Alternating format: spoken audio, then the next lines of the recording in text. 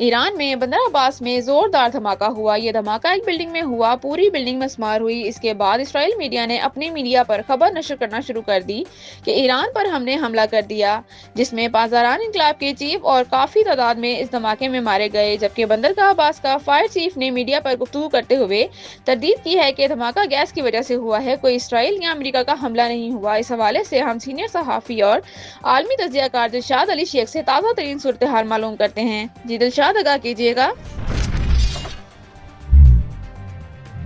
جی سنبل ضیاء،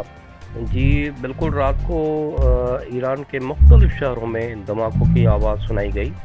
اور ایسا لگ رہا تھا کہ ایران پر حملہ ہوا ہے،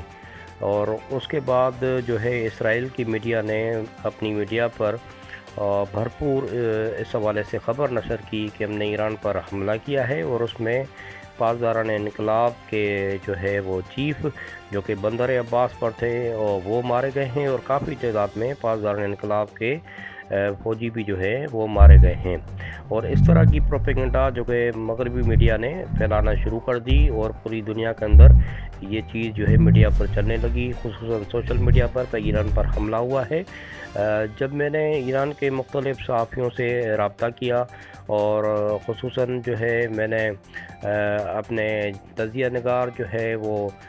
محمد آصف سے رابطہ کیا، تو انہوں نے بھی اس بات کی تردید کی، اور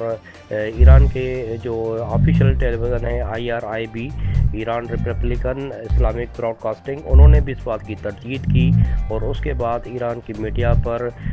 جو ہے فائر کے چیف نے آ کر تردید کی کہ کوئی بھی اسرائیل یا امریکہ کا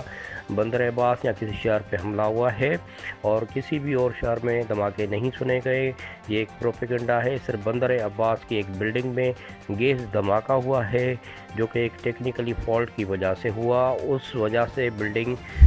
جو ہے وہ مسمار ہو گئی ہے۔ وہ زوردار دھماکہ تھا، اور اس بلڈنگ کے گرنے سے کافی شہری زخمی ہوئے ہیں، باقی کوئی بھی فوجی اور کوئی بھی اس طرح کا چیف جو ہے وہ اسی دھماکے کے اندر نہیں مارا گیا۔